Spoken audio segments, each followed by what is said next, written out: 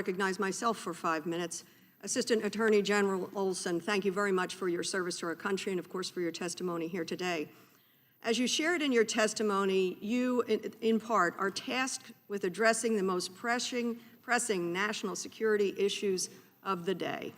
And I believe the online and on-microphone vitriol that so commonly targets women and girls is a most troubling issue. For example, in Uvalde, there were so many signs.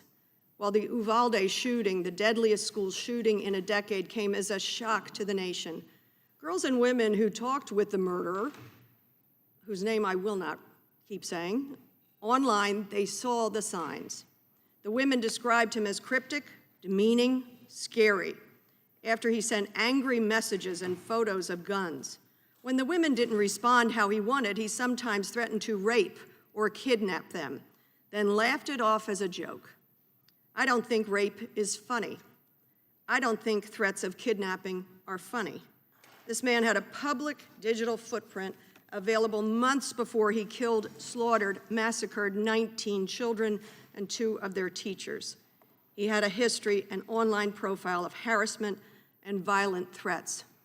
And some members of this very committee choose to stand in public and use the microphone with misogynistic statements as recently as this weekend.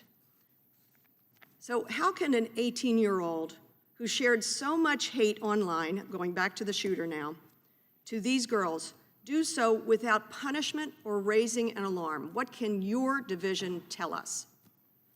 Well, let me say, first of all, that I share your outrage at the unspeakable tragedy that occurred in Uvalde and unfortunately has occurred too often in other parts of our country.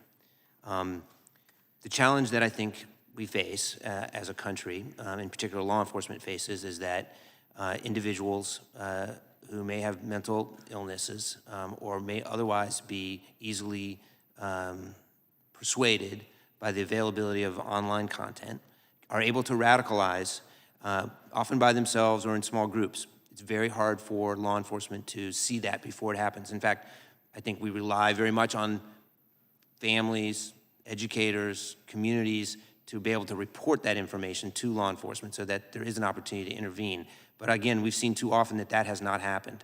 You combine that fact with the fact that individuals in this country have access to military-grade weapons and that they are typically choosing to attack vulnerable locations like schools and shopping malls. And you have a series of factors that contribute to a very dangerous situation that unfortunately we've seen play out over and over again, has resulted in mass shootings and tragedies like we saw in Uvalde. Can I ask you, has your department seen, noticed, collected data to show an increase in the rise of terrorism and violence inspired by misogyny? So I can't say that I can point to misogyny as a particular viewpoint that is a theme or a thread that I can see throughout the data. Certainly, what we do know, I think, supports your perspective that it can be a range of viewpoints, some of it informed by hatred of people from certain countries or of certain races, mixed with viewpoints that are hard to understand, but it's a mix of ideologies that often contributes to an individual's radicalization and ultimately taking steps to carry out acts of violence. I appreciate that, and I would say that the shooter, of course, was not in a position of power, but those in a position of power, I think, have an obligation to use their words very carefully so as not to inspire others to attack women or to mock women. I want to go real quickly, if I may, to Philadelphia, my home city. I'm from suburban Philadelphia. The most recent data from 2020 details 63 people were reported as victims of hate crimes, a 320% increase from 2019. Lest we forget, we are still trying to find all the extremists who stormed the Capitol. I thank you for your efforts in that, and I thank any member of Congress and anyone who has any evidence who's coming forward with that detail. Can you talk about the increase, maybe even specific to my city, maybe not, but the increase in hate crimes across the country? So, yes, and what we have seen is Many of the acts that we characterize as domestic terrorism are also hate crimes, Buffalo being the most significant and recent example. That case is being prosecuted as a hate crime. That individual was motivated by racism.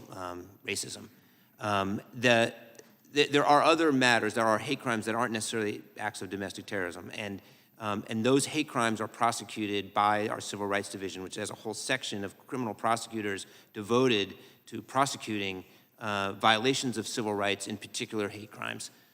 And so I guess I would refer your question to us to take back, and we can bring back more information about hate crimes in particular. I appreciate that, and I apologize I went over.